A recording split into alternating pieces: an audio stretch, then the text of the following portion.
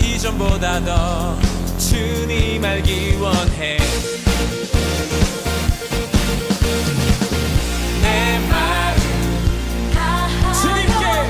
주님께 고백해. 주님만 위해 내 삶 드리기 원해. 위대하신 왕 내 맘에 한 소망 언제나 언제나 주와 함께. 예수 나의 영혼의 구세주 영원 무궁히 주님만을 난 찬양하리. 주님을 아시네.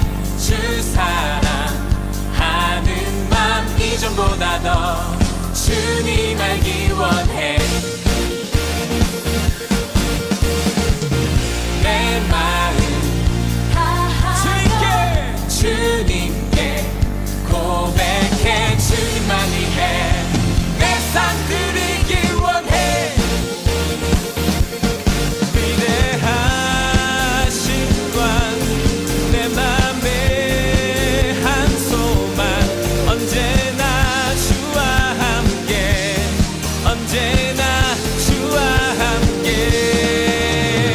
예수 나의 영혼의 구세주 영원 무궁히 주님만을 나 찬양하리. 예수 나의 영혼의 구세주 영원 무궁히 주님만을 나 찬양하리.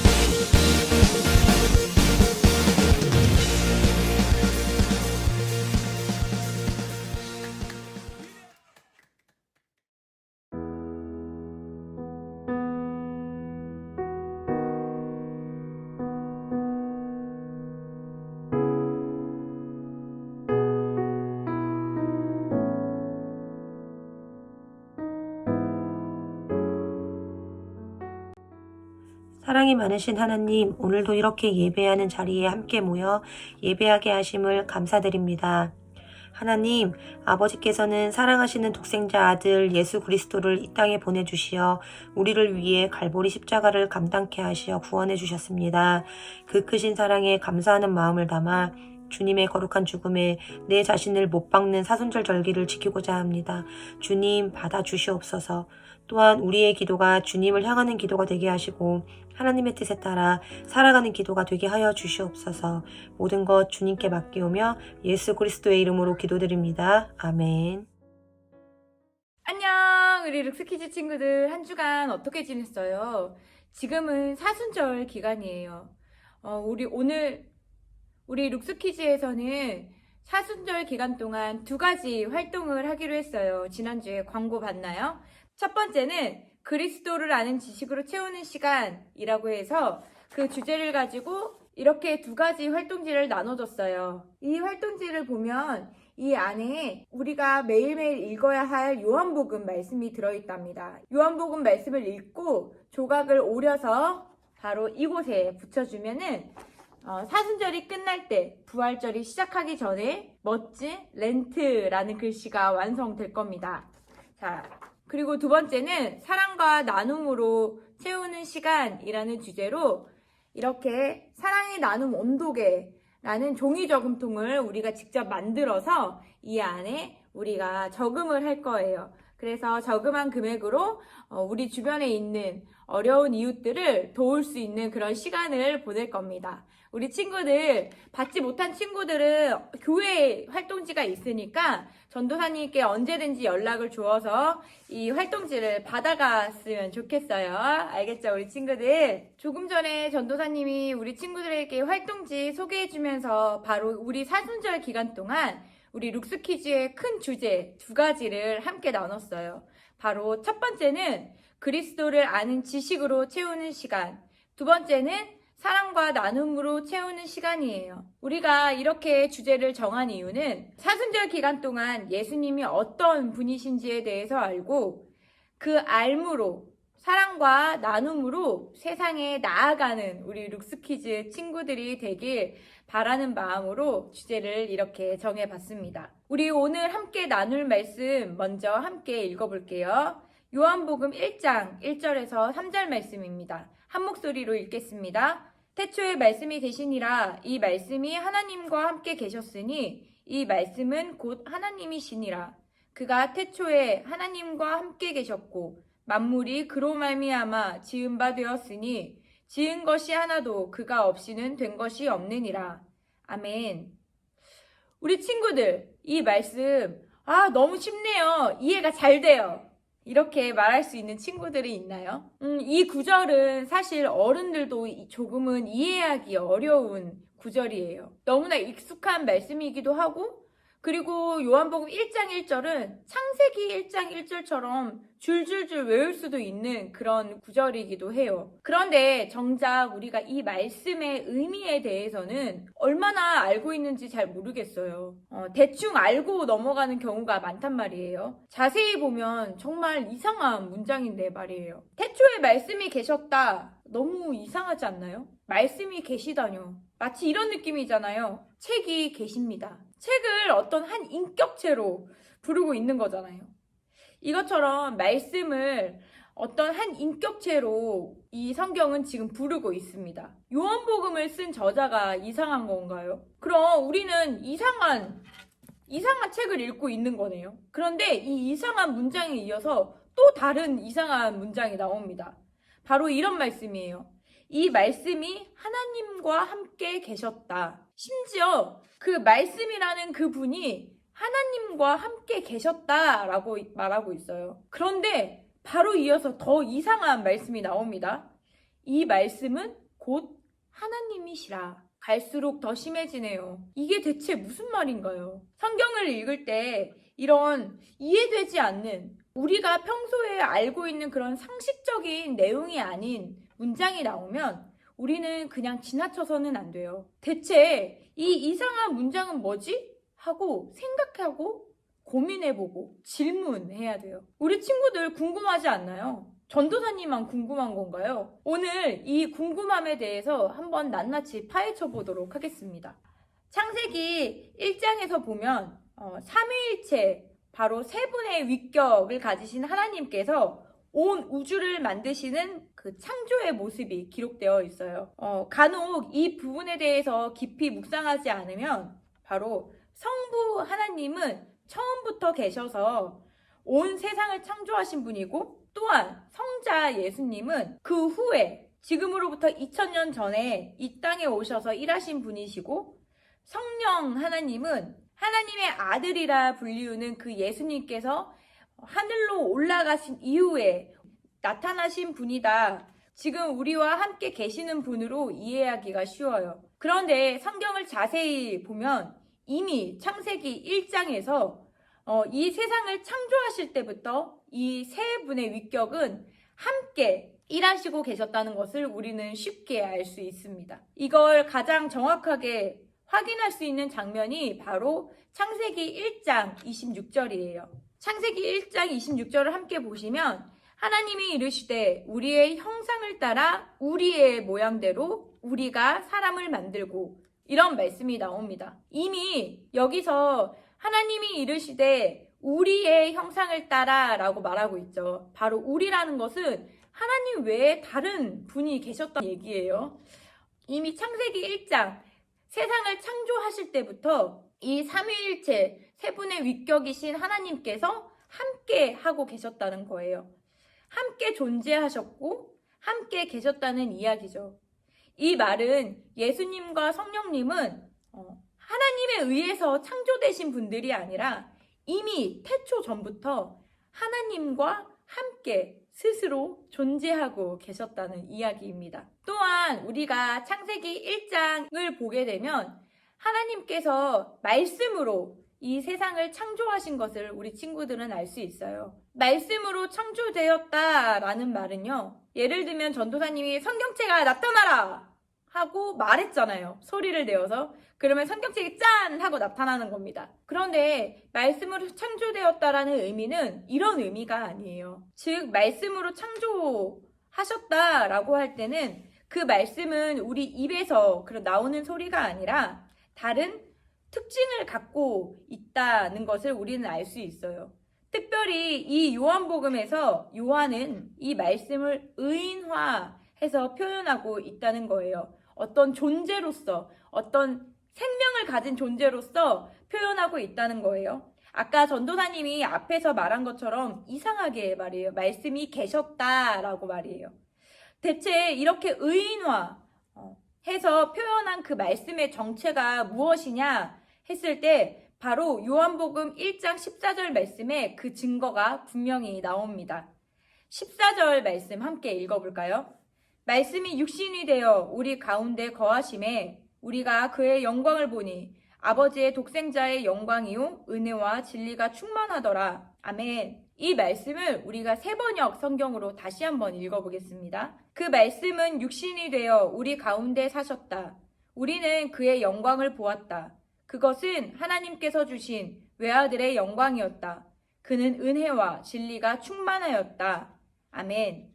다시 한번 정리하자면 태초에 천지를 창조하실 때 하나님께서 말씀으로 천지를 창조하셨어요. 그리고 그 말씀은 하나님과 함께 계셨죠. 여기서 말하는 그 말씀은 단순히 우리 입에서 나오는 어떤 소리의 말이 아니라 인격을 가지고 있는 한 존재입니다. 그렇다면 그 존재의 정체가 무엇이냐 했을 때 태초에 하나님과 함께 계셨던 그 말씀이 이제 육신을 우리 이런 몸을 가지고 이 땅에 오셨다는 의미예요. 여기서 문제. 그러면 태초에 하나님과 함께 계시면서 창조의 사역, 이 세상 모든 만물을 그로 말미암아 지었다고 하는데 이 창조의 사역에 관여하시고 후에 육신에 이런 사람의 몸을 입고 우리 가운데 오신 그분은 누구실까요? 바로 예수 그리스도입니다. 그분 외에는 없습니다. 즉, 그 말씀의 정체는 바로 예수님이십니다. 에이, 전도사님, 말씀이 예수님이라는 건 우리는 이미 알고 있었다고요. 이렇게 말할 수 있어요. 그런데 전도사님이 이렇게 강조해서 말하는 데는 이유가 있어요. 이것은 우리가 믿는 하나님, 우리가 믿는 예수 그리스도를 아는 지식에 있어서 매우 별 5개, 굉장히 아주 꽤 중요한 부분이기 때문에 이 내용을 우리는 잘 이해하고 있어야 해요. 태초에 하나님과 함께 계셨던 말씀이 육신의 옷을 입고 이 땅에 오셨다는 것과 그 말씀이 곧 예수님이셨다는 이것을 우리는 정확하게 이해하고 정리해야만 해요. 그러면 질문할 수 있어요. 전도사님, 아까 앞에서 말했던 그 내용, 말씀이 육신이 되어서 이 땅에 오셨고 그분이 예수 그리스도라는 것이 정말 별 5개의 매우 중요한 것이라고 했잖아요. 그러면 그게 왜 중요한 거예요? 라고 질문할 수 있죠. 자, 우리 친구들 한번 잘 들어봐요. 인간이 죄로 인해 타락하기 전에 에덴 동산에서 하나님은 친히 아담과 하와와 함께 동산을 거느리시면서 직접 아담과 하와에게 말씀하셨어요. 그리고 인간의 죄로 인해 타락한 후에도 여전히 하나님은 인간을 사랑하셔서 자연을 통해서 자신을 드러내시기도 하시고 모세를 통해서 시내산에서 하나님의 말씀을 직접 돌판에 새겨주시기도 했어요. 즉, 하나님께서는 당신의 손으로 만드신 인간에게 끊임없이 말을 걸어오고 계신다는 거예요.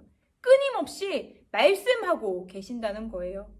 에덴 동산에서는 직접 말씀하셨지만 인간이 타락한 후에도 모든 수단과 방법을 동원해서 우리를 찾으시고 말씀을 걸어오신다는 거예요. 천지를 만드시고 모든 것을 아시고 모든 능력을 갖고 계신 하나님께서 우리를 먼저 찾으시고 우리에게 먼저 말씀을 걸어온다는 거예요. 그러나 인간은 하나님의 말씀을 겉으로만 받아들일 뿐 우리의 마음의 중심으로 정말 순종하지 않았어요.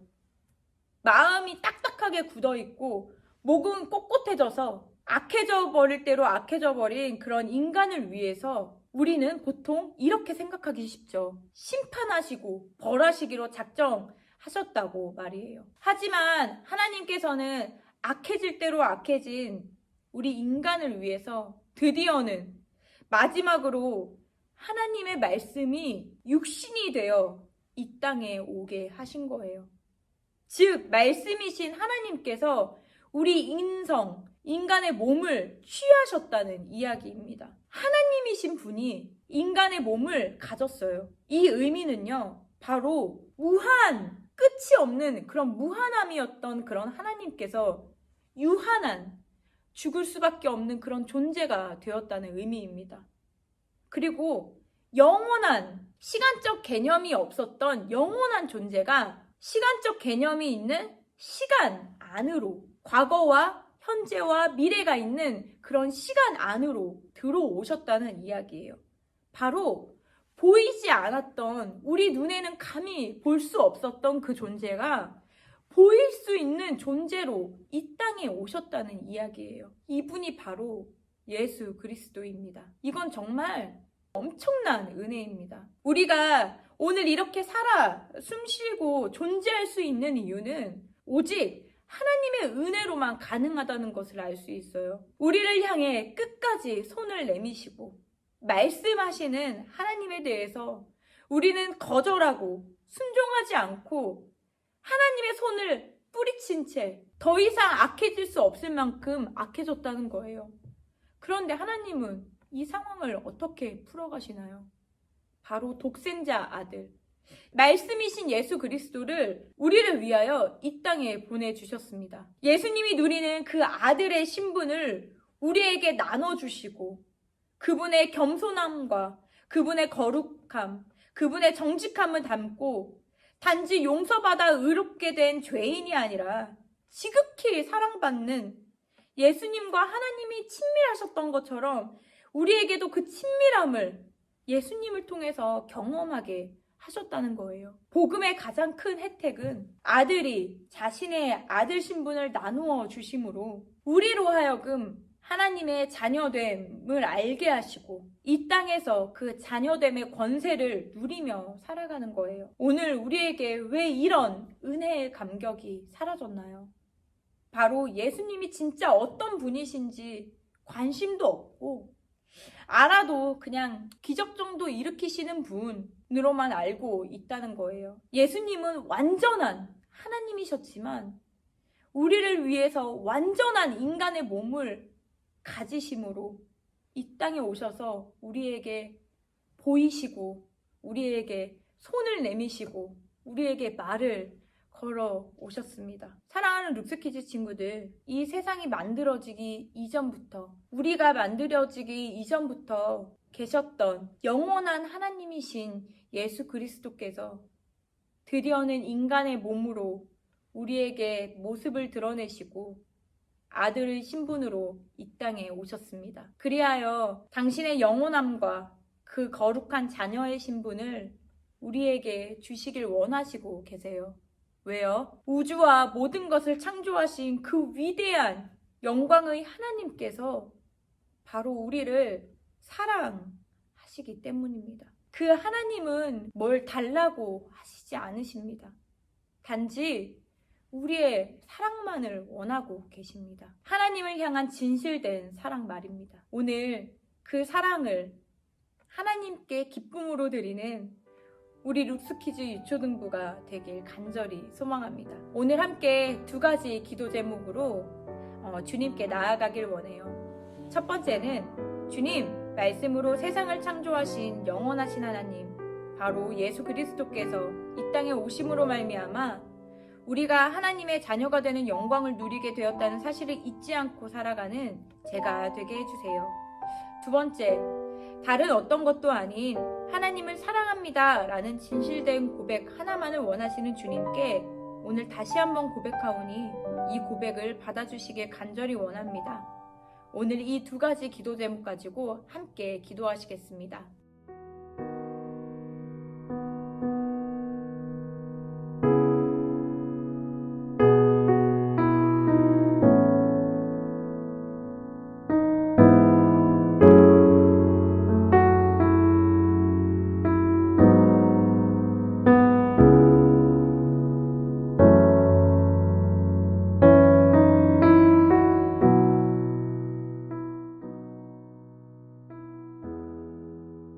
사랑의 주님, 감사드립니다. 태초 전부터 계셨고 예수님으로 말미암아 이 세상에 모든 것을 지으신 그 영원하신 하나님께서 오늘 우리에게 인간의 몸을 하고 찾아오셔서 우리에게 말씀하시고 우리에게 사랑한다 말씀하시는 그 예수님의 놀라운 은혜를 바라봅니다. 아들의 신분으로 이 땅에 오셔서 우리에게 그 아들의 신분을 나누어 주시길 원하시고 예수님께서 하나님과 친밀하셨던 것처럼 우리 또한 하나님과 친밀하게 되길 원하시는 그 주님의 그 마음을 이 시간 바라봅니다. 악하여질 대로 악하여진 인간에게 먼저 말을 걸어오시고 먼저 찾아오신 주님, 우리가 무엇이건데 우리를 이토록 사랑하셔서 주님의 그 놀라운 사랑을 우리에게 부어주시길 원하시는 겁니까? 주님, 간절히 원하는 것이 있다면 이 시간 다시 한번 그 예수님의 놀라운 사랑과 은혜가 얼마나 큰지를 알게 하여 주시옵소서.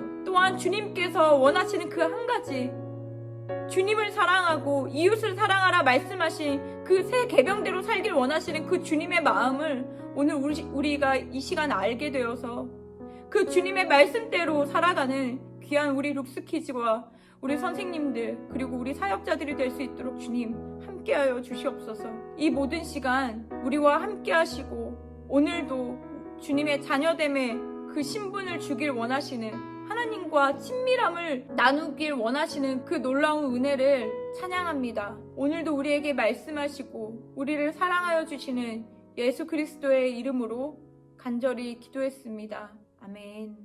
주기도문 하심으로 예배를 마치겠습니다. 하늘에 계신 우리 아버지, 아버지의 이름을 거룩하게 하시며 아버지의 나라가 오게 하시며 아버지의 뜻이 하늘에서와 같이 땅에서도 이루어지게 하소서.